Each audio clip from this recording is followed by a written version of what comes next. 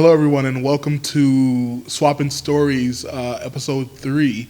Today we have Armando Mancilla here from our CP4P team to talk a little bit about community violence intervention work, or CVI work. Armando, why don't you go ahead and introduce yourself and tell us a little bit about what it is that you do for work? Yeah. So again, my name is Armando. I'm actually born and raised from the south side of Chicago, and my role, technically my title will be Director of Case Management and Organizing with the CVI team, CP4P at SWOP.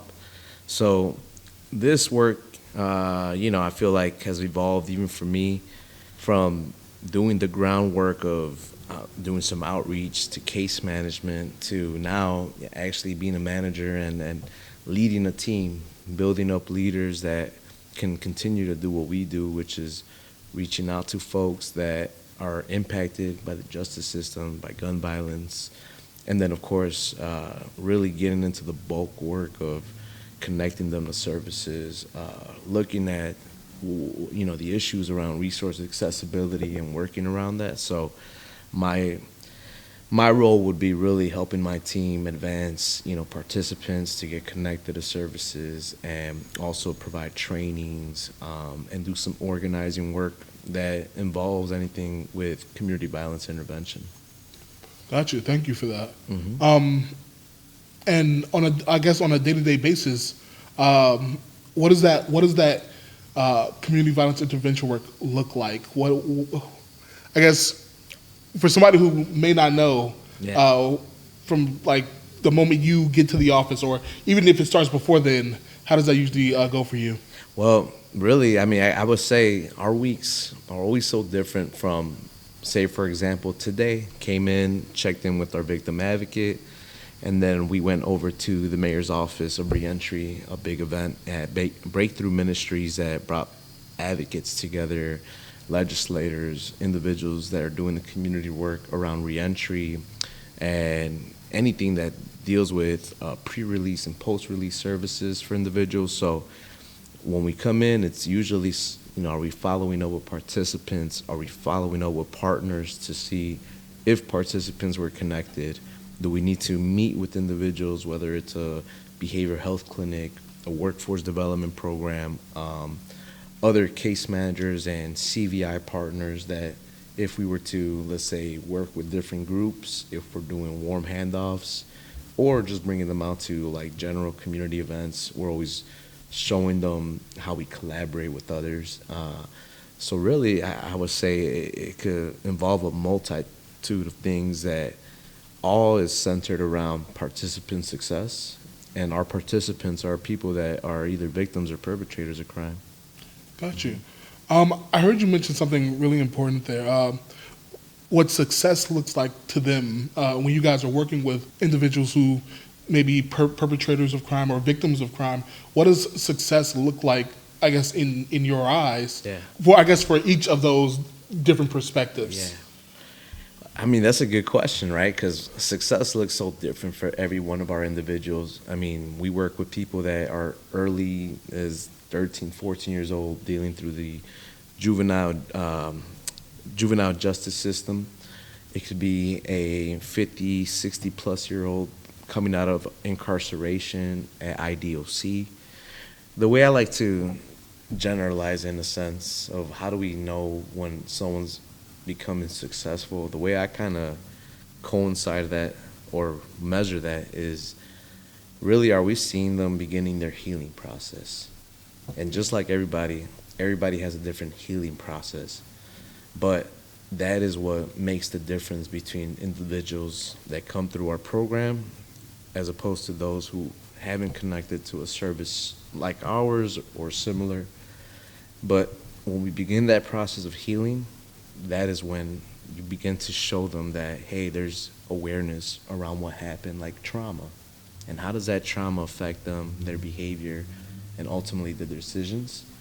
When we see that click in their minds and then they begin to pivot their actions, they begin to envision goals, they begin to envision themselves a year from now doing something differently, then we know that healing process is starting to take an impact.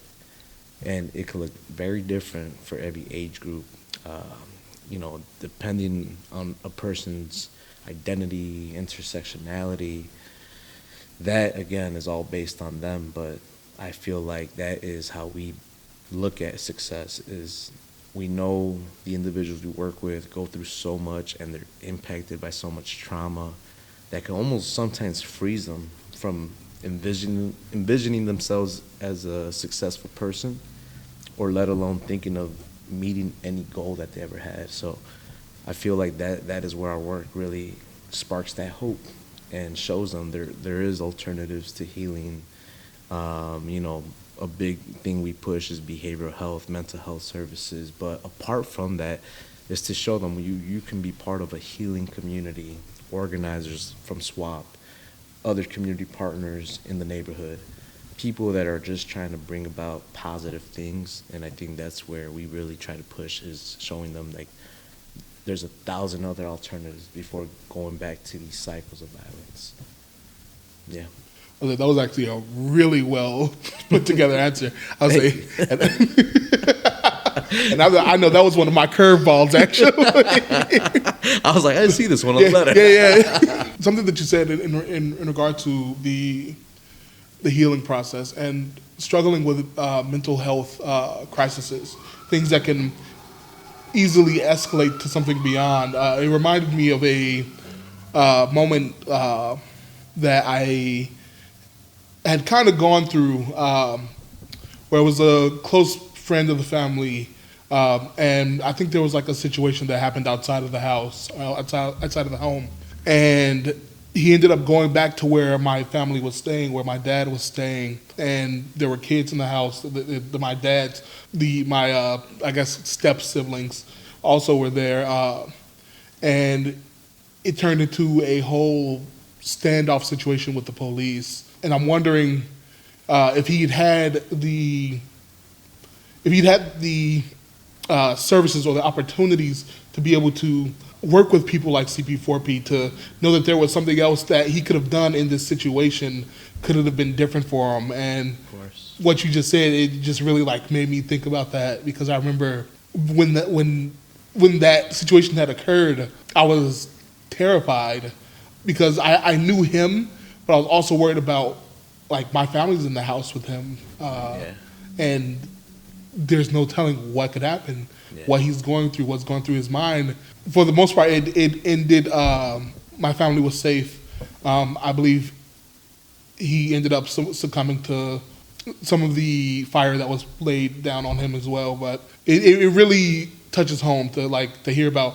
I think there's such a huge importance that comes to being able to recognize that just because you're in a bad spot doesn't mean this is the end. And I'm just glad for the work that you do. So thank you. I appreciate it. That's the biggest thing, I think, realizing why we call it a cycle is people are in this dilemma where it's like, if it's not one thing, it's the other, and realizing it's the same similar factors that pull them into these cycles, right? Lack of resources, or no access to care, or just no awareness around it. And I think that's even some barriers with institutions and certain programs where it's like, hey, we have the things here. Why aren't they coming to us? But hey, why don't we take it out to the field where all these situations are happening, and we can even prevent some of these tragedies. So I hear you, and unfortunately there's so many individuals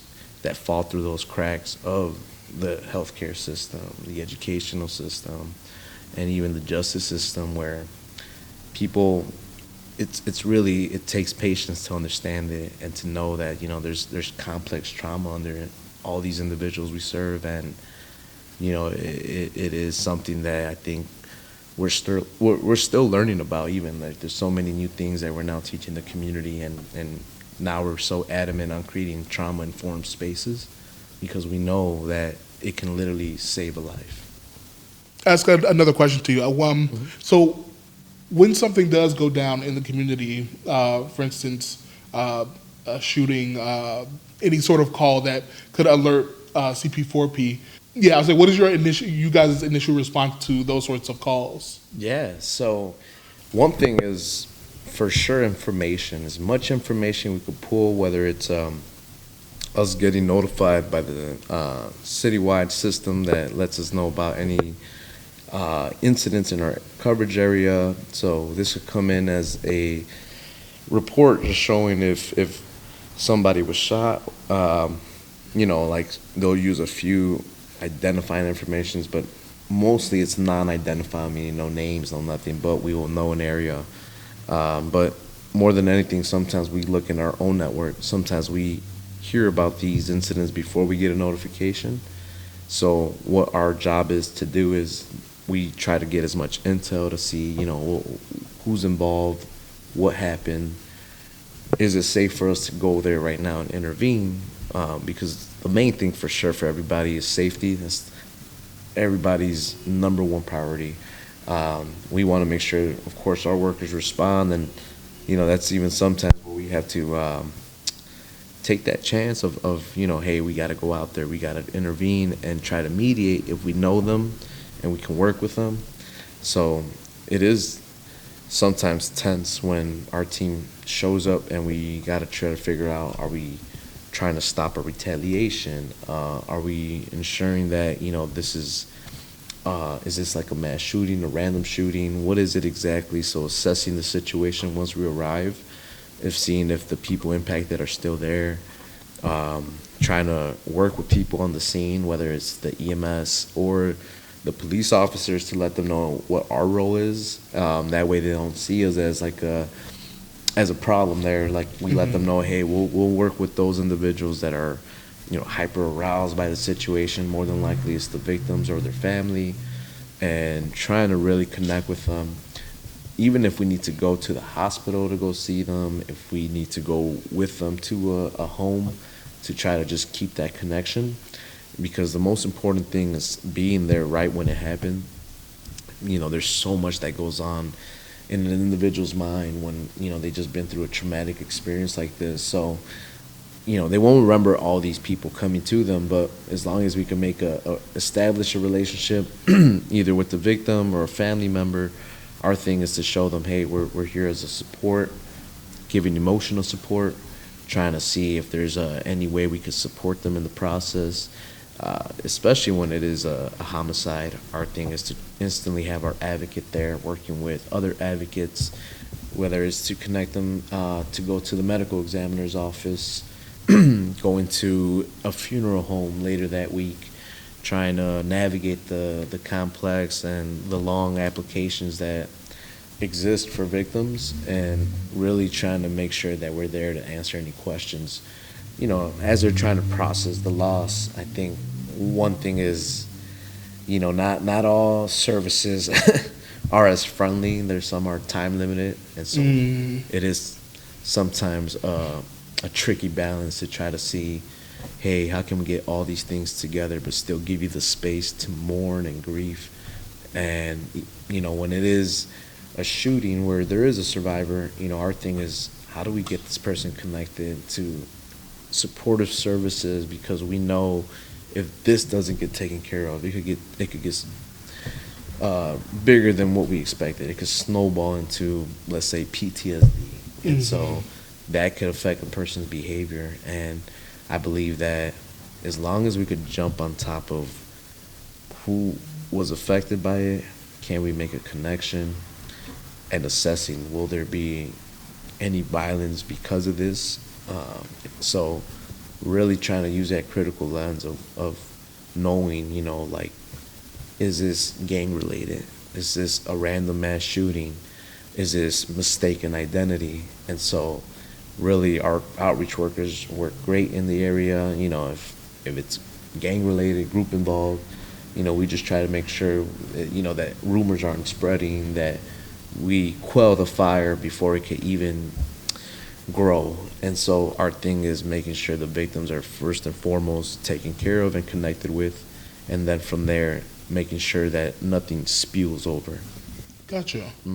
I think you actually touched a little bit on my next question, in regards to the relationships that you build through this work. How does relationship building play a huge role in being able to, one, not only help people after things have happened, but to prevent things from occurring in the future. What sort of relationship building tactics do you guys usually use to make sure that you're out there where you feel like you have the most impact, and as well as like putting together like those relationships that you use to either put together community-based events, and also how you use those relationships with other orgs to make sure that your reach is as far as possible. Of course. I'd say, yeah, we, for sure, one of the key things, and I think this is like just a SWOP mantra, is like the power of a one-to-one, right? And so even with our work, with outreach workers, we hire and we vet many of them. It's something that we talk about when they do their basic training. So we send them to a place called the Metropolitan Peace Academy. And one of the key things about outreach workers when building those relationships is we call it a LTO, that they need to have an LTO, meaning that's a license to operate. Especially in the realm that we operate, there is individuals that have been caused a lot of harm by the system itself, so there's a lot of distrust. And just by knowing that, you're already in an uphill battle creating those relationships because you sometimes represent the system. Mm-hmm. So you got to show them that, hey, we're going to work differently. We're going to work for you. We're going to work with you. And that way we can make sure that the outcomes are positive, that they're not punitive. And so we do this in different forms. And like you mentioned, we've done community events, pop-ups. There's a special event that we like to call Light in the Nights, where it's geared towards late night, evening hours, and it's to come to a space to try to really build a safe space and relationships with individuals in hot zones, so areas that have experienced a high rate of gun violence, crime, and we work with key individuals so that way we could show them, hey, look, we want to bring more positive activities, awareness to these services and local providers. And going back to what I mentioned earlier, we noticed that some institutions, need to come out to certain spaces where individuals could really benefit from these. So we're almost sometimes like the missing link. If there's a partner out there that's looking for individuals that could qualify for a program, we'll let them know, come table to our next block party, or our next basketball tournament, a resource or a job fair. And we utilize these events almost as icebreakers for the neighborhood. For one, for them to get to know us, to know how we operate, what do we provide, and more importantly, how can they get involved? And that's not only with the residents and the community members, but that's with the partners.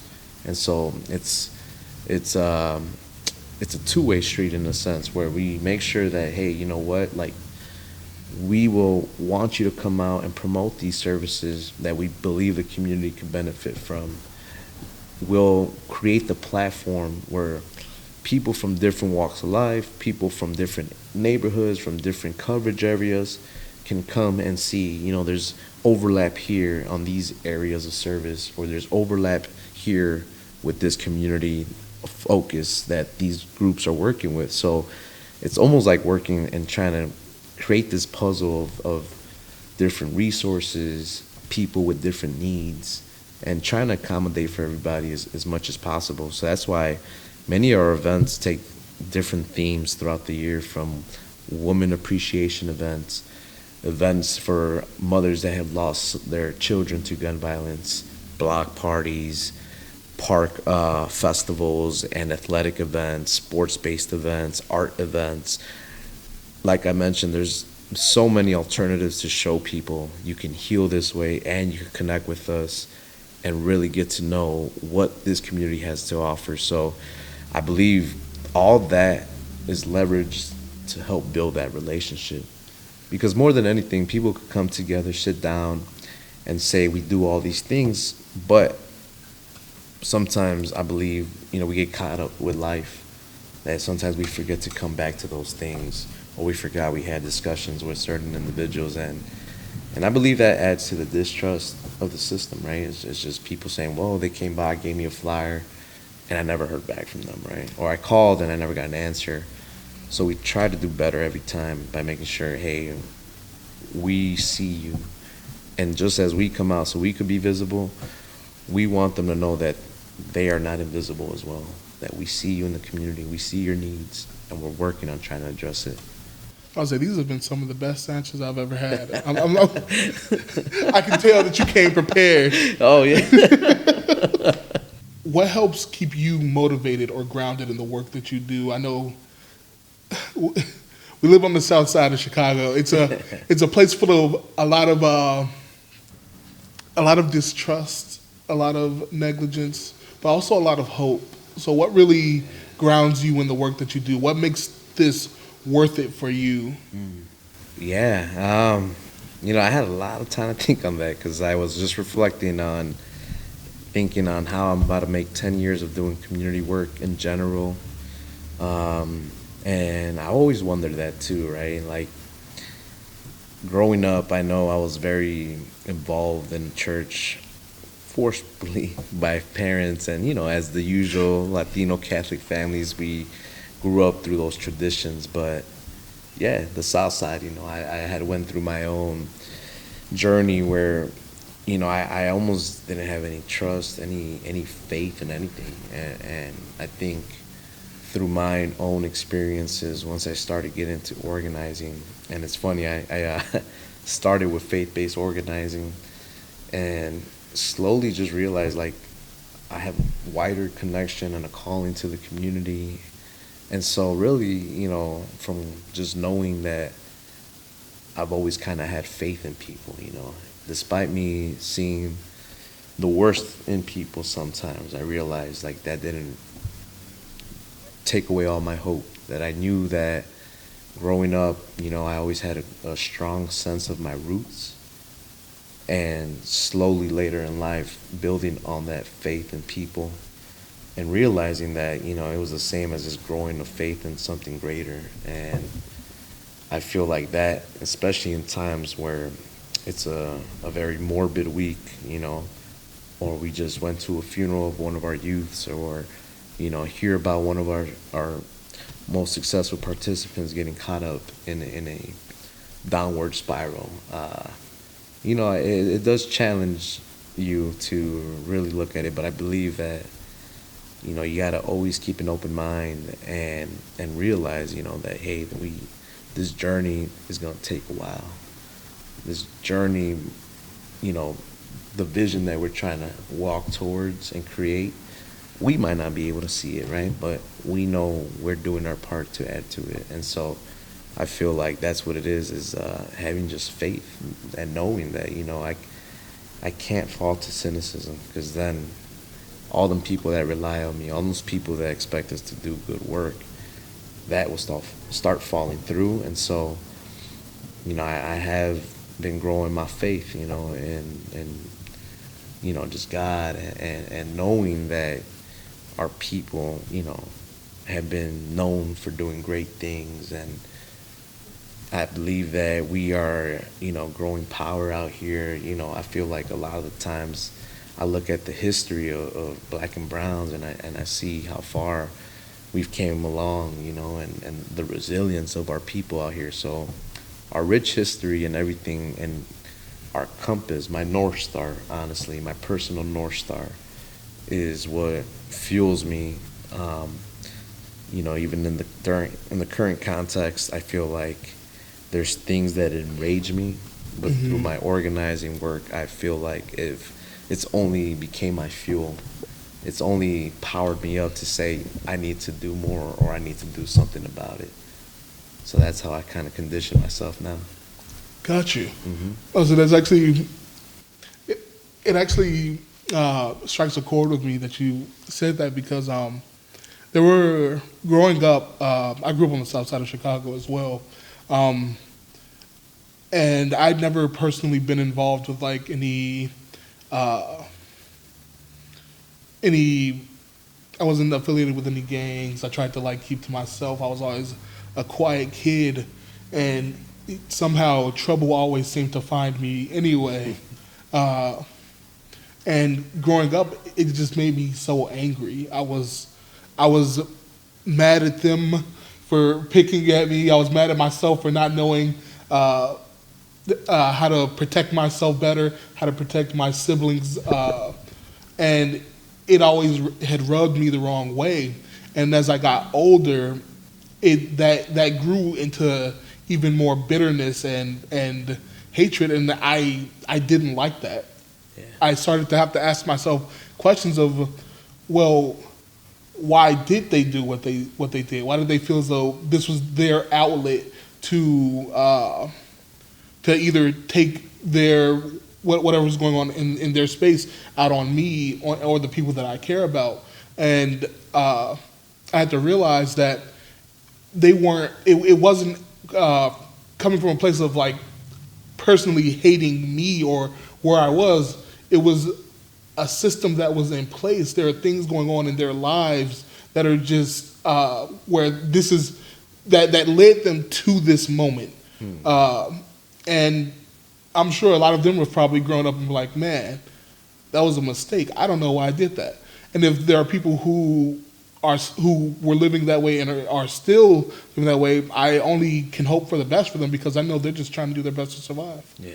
I would say, and I cannot recognize that now that I'm 29 years old, because I know that I was also just trying to do my best to survive. I was trying to get to my day-to-day, and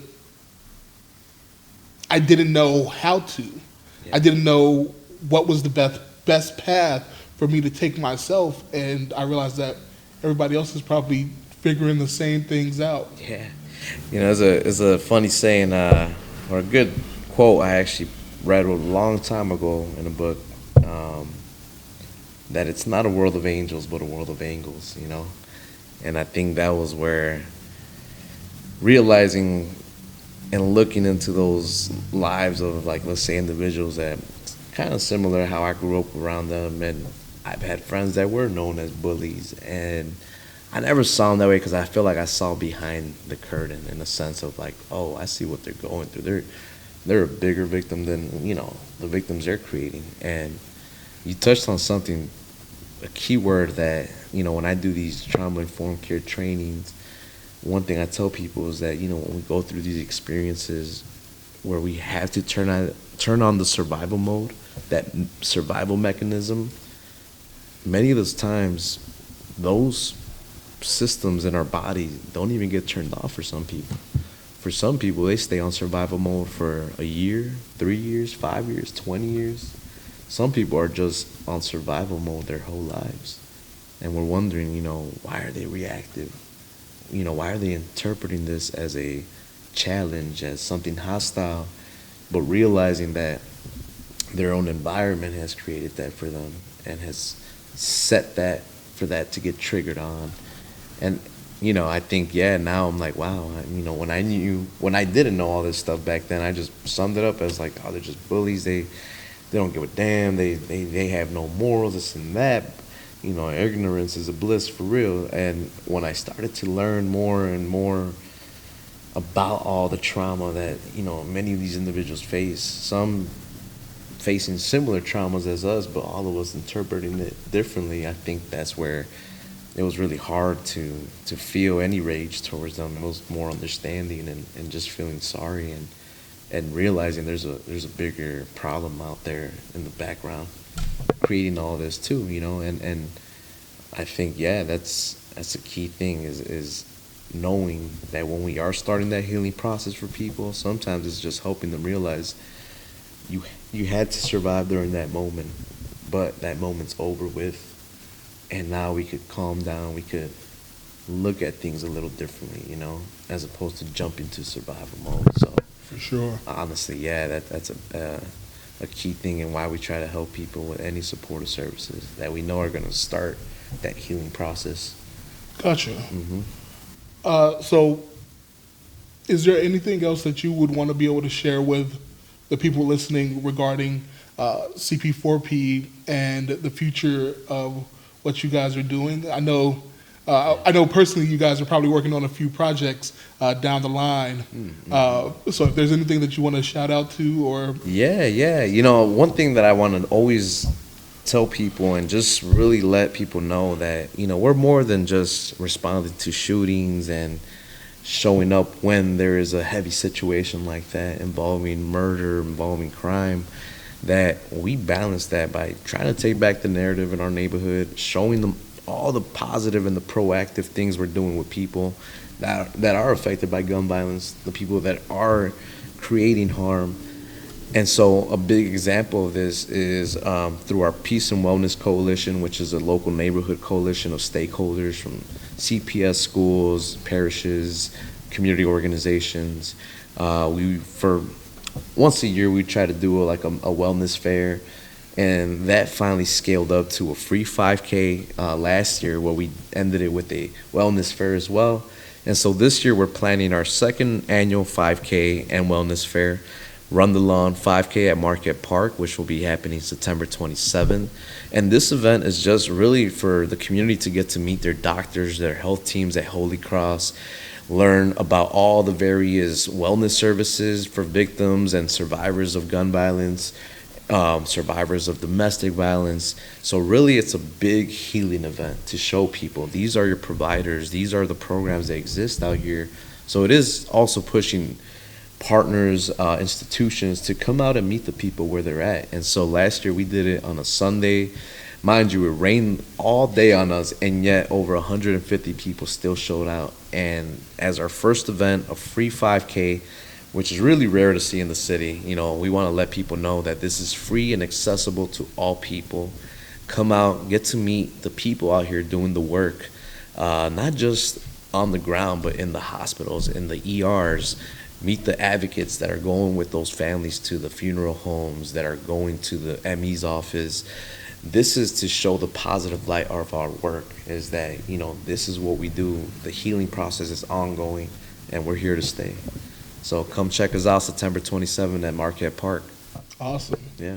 I would say thank you, Armando, for joining us Yeah. today. I'll say always glad to be able to chop it up with you. I would Definitely. say I felt like you were so on point. And thank you guys for listening. Please feel free to join us again in our next episode, where we'll keep on swapping stories.